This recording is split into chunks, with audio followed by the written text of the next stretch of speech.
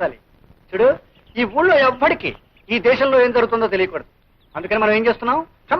ఒడిసేకు ఏం చేస్తున్నావు? ఊరు మొత్తానికి అందరం చెరో పేపర్ తెప్పించుకుంటున్నాం. రెండో కంటోడికి తెలియకుండా చదివేసి చింపేస్తున్నాం. దేశం ఎలాగపోతుందో ఏ మార్పులు జరుగుతున్నాయో ఒక్క గొర్రెనా కొడుక్కి తెలియదు. ఇదే బతుకు అనుకుని పాప వాళ్ళు బతికేస్తున్నారు. కరెక్ట్ పెంటయ్య. చూడు మిస్టర్ పెంటయ్య, ఈ ప్రజలు గొర్రెలు లాంటి వాళ్ళు. ఈ గొర్రెల గుంపును మనం జాగ్రత్తగా చూసుకున్నాం అనుకో, అటు బొచ్చు దగ్గర నుంచి ఇటు మాంసం దాకా అంతా సొమ్ము చేసుకోవచ్చు. ఏం చేసుకోవచ్చు? చెబుతా, సొమ్ము చేసుకోవచ్చు, ఈయన పెట్లో దాచుకోవచ్చు.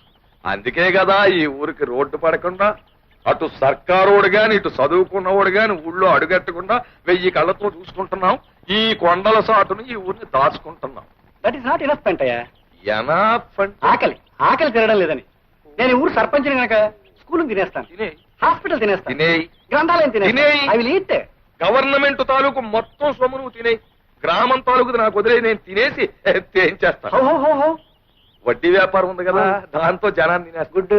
సరుకుల వ్యాపారం ఉంది కదా, దాంతో జనం ప్రాణాలు తోడేస్తారు. మరీ గుడ్. సారా కొట్టు ఉంది కదా, జనం అక్కడ సారా తాగుతారు, నేను వాళ్ళ రక్తం తాగుతాను. ఇది బాగా గుడ్ అయ్యా.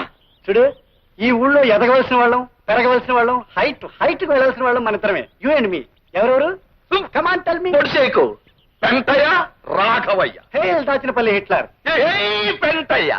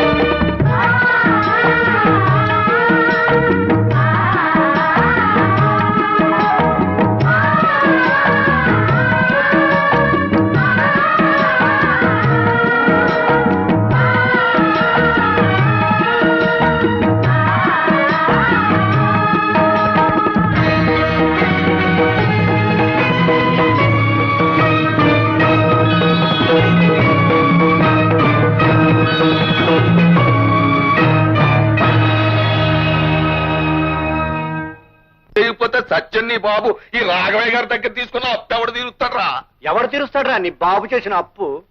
అప్పు చేసిన 1000 రూపాయల అప్పుకి జీవితాంతం మా నాన్న మీ పొలంలో పనిచేశాడు. ఆ తర్వాత ఇన్నేళ్లు మా అమ్మ చెమటోడి శ్రమ పడింది.